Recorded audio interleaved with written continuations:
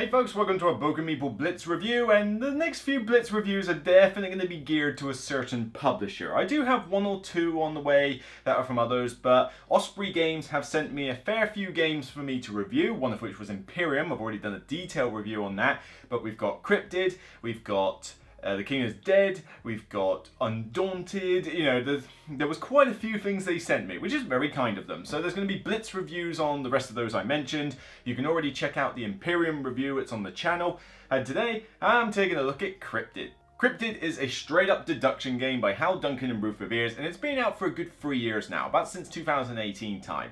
This is nothing like revolutionary. It's one that you will find copies of pretty much anywhere you go. Everywhere is selling this. It should be in a lot of board game cafes. It's definitely one that's not obscure or anything.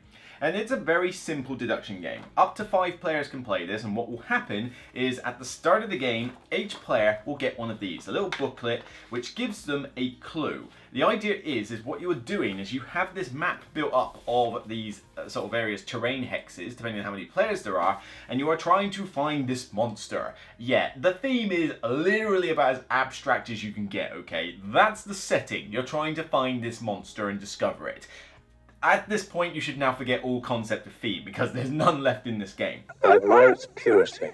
But basically, each of you has a spot you are trying to identify on the map.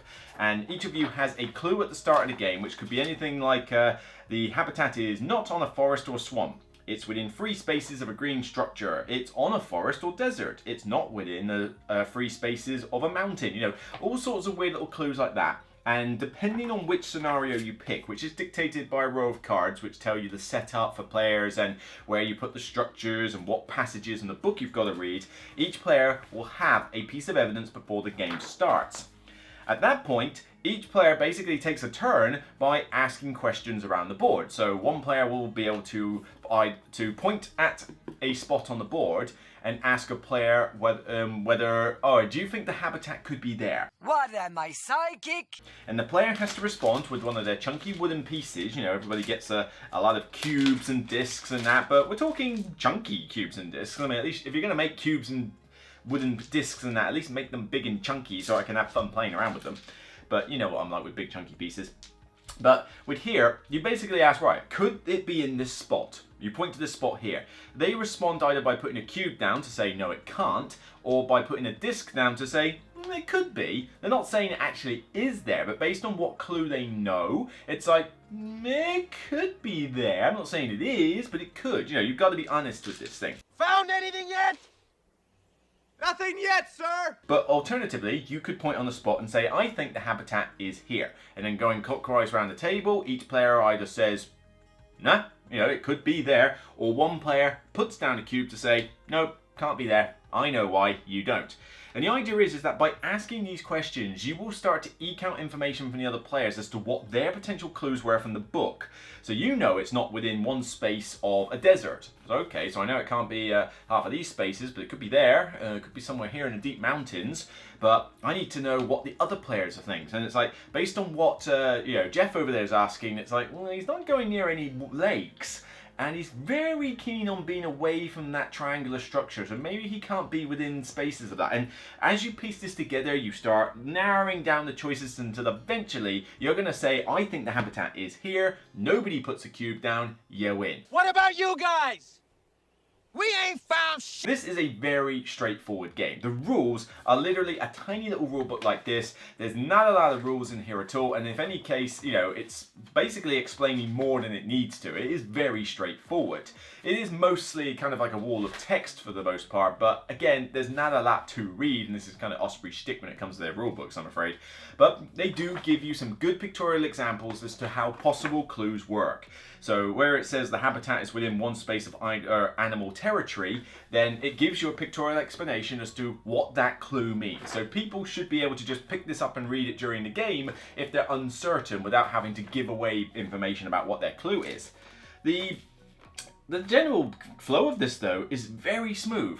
very straightforward, and there's not a huge amount of downtime. Yeah, even in 5 players, you might be thinking, well, there's 4 other players that I've got to ask questions before it gets around to me.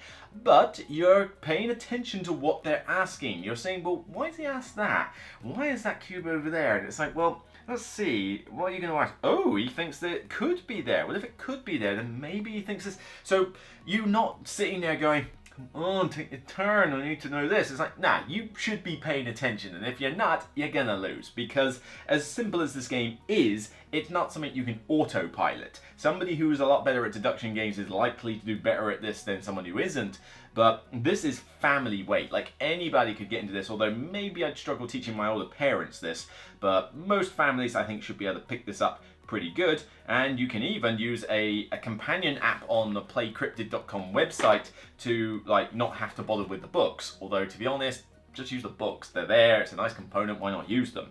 Now, aesthetics is pretty dull for the most part. I mean, the pieces you've got are nice wooden chunky pieces, but the board itself is a very abstract looking board. I mean, it is very plain looking terrain hexes. There's no like logical reason as to why there's one bit of terrain next to another, but at the end of the day, this is a deduction game. It's not really necessary to have the most gorgeous artwork on here, especially when you need something very clear for graphic design purposes. I don't think any of us expected him to say that. Would I love all of these to be illustrated by Michael Menzel? Yes, obviously.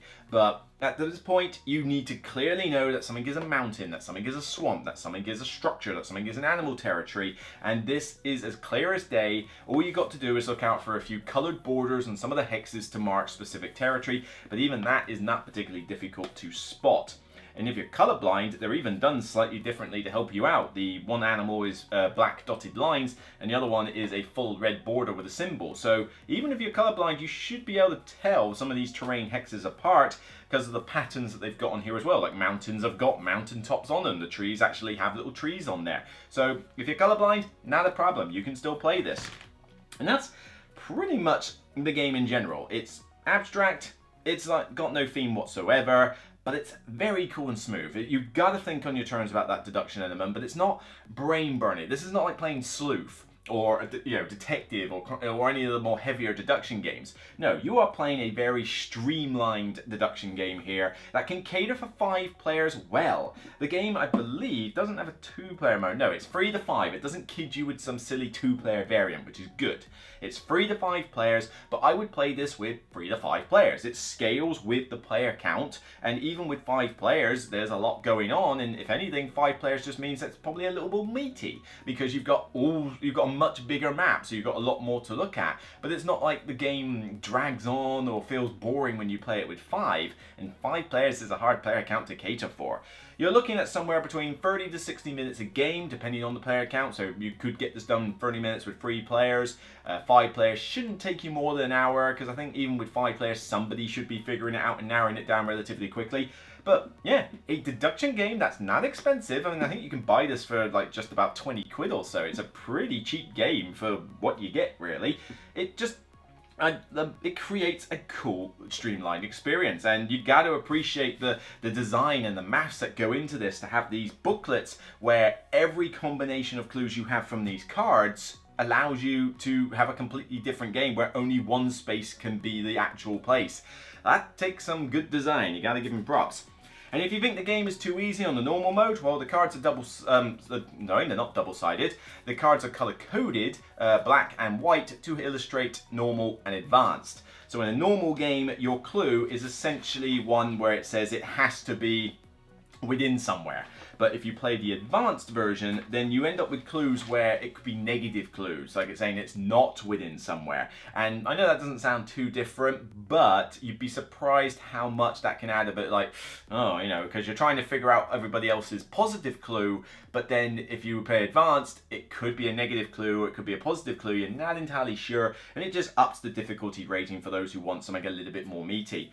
But yeah, Cryptid's a really solid game. I've I've played it before once and thought it was pretty good, but never really played it since. Now I've been able to like give it a bit more of the beans, and yeah, my thoughts are as they were from my first impressions or something. It's a solid deduction game, one of the lighter ones that there is, but still enough to give your brain cells a good little tease, a good little tugging at to make you have to think, but not burn your brain out. If I play a game of Cryptid, I could still play a heavy Euro straight after. This doesn't make me go, oh my god, I couldn't. Oh my god, that was tough. It's like, nah, it's not quite that levels, but it's interactive, it's abstract, it's a bit themeless, but whatever. I'm definitely gonna recommend this one quite highly, in fact, so highly, I want to give this a 9 out of 10. It really is a solid game. Ignore the fact that there's no theme, ignore the fact that the aesthetics are kind of a bit abstract. Just appreciate though that this is a 30 to 60 minute deduction game that can cater for a horrible player count,